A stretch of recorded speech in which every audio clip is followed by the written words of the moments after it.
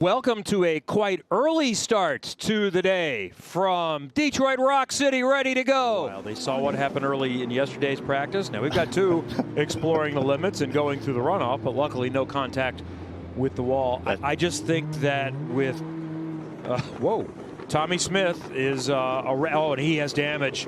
And this is one of those drivers and cars that needed some track time. Is this more than just a front wing? If it's only a front wing, can you see any suspension? Is that suspension straight? I was looking at how much steering he had, trying to even just get moving again, but then he straightened it out. So we're looking at Jack William Miller getting into the back of Tommy Smith. So obviously he either Jack either misjudged the braking zone, or Smith stopped way earlier than expected. Here's Missig and Murray. That might just be only the front wing. Hopefully. He needs the laps. Yeah. Do you see all the parts straight? I think so. It looks like it is. I mean, I think the front crash structure there has definitely done its job. I was surprised to see so many cars in single file. It almost looked like the start of the race. Coming up out of it as well. It's still smoking, yeah. Ah, man, I don't know. I've never seen smoke consistently come out of the back of a race car and it be good. So I don't know what's going on there. And I'm not real keen on following that car either. And he's letting people go by.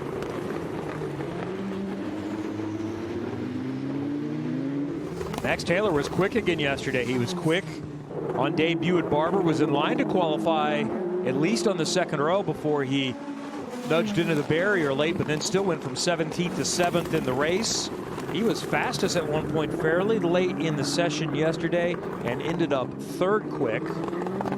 Times are just starting to drop today. He's not gotten up to pace. What happened to the Force Indy Able car of Miles Rowe? A dual double lockup. Yeah.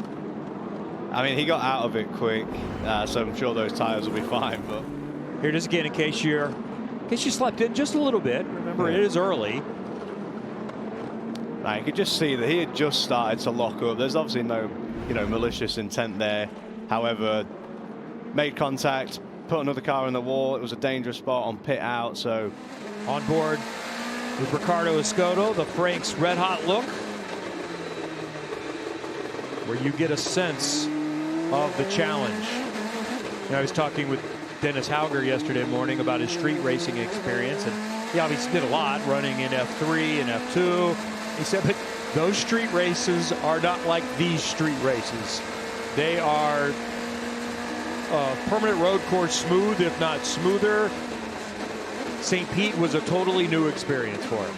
Well, I think when he said that St. Pete was bumpy, I was like, oh, dude, you have no idea what bumpy is. For anyone who's just watched Monaco, that track is smooth. It looks like you could let a car just wheel around there without any, big activation on the dampers. You come here, and actually, if we can continue to stay on this shot, through this 6 and 7 section, I mean, you can literally see the front axle just bouncing and bouncing and bouncing around. So that's such a challenge for the drivers to be able to be smooth and precise, not always reacting to the car. Sometimes it's just a bump, but also for the engineers to be able to dial up the car into a good window as well. Hey, there's a surprise. Dennis Hauger is fastest so far. Liam Skeets has gone off, nudged baby in to a barrier, hopefully no damage. And now just looking for a path, finding reverse. These cars seem to be easier to find reverse in than the Indy cars. That's always a challenge, right? Actually, people really don't give that a lot of credit. It's very difficult to get that car into reverse. There's actually moments to get the gearbox actually aligned. Once you get to neutral, you actually would upshift back to first gear, then neutral, and then reverse, because sometimes if the gearbox isn't aligned, the dogs aren't aligned, you just can't find a gear. A bit of an adjustment. It is, and that's Callum Hedge in a runoff of turn 8 there, straight into the pits. No doubt he's going to come in for new tyres as well. I did not bank on needing a jacket at the end of May. That was poor prep on my part. A thick jacket. A thick winter jacket too. Yeah, it just locks up the right front there, and well, actually maybe just snatches the left just a tiny bit. But I'm actually impressed. Oh, yeah, nice. I like it when they do that. Oh, another burnout. Oh, he's stalled. Oh man, that was nearly so cool. All right, what's happening with Sebastian Murray and Miles Rowe? Miles wants to come through. Sebastian Murray would like to continue leading this group of cars, and they have a little disagreement there in practice. Yeah, that's a late move. He committed to it, but that's a late move.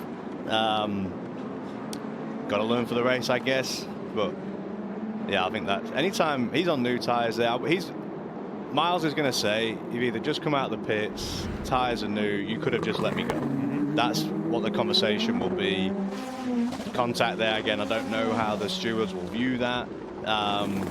Again, makes it exciting for us to talk about, which is great. We're about 8/10 quicker than what we saw yesterday, and here is Collette with the left front lockup.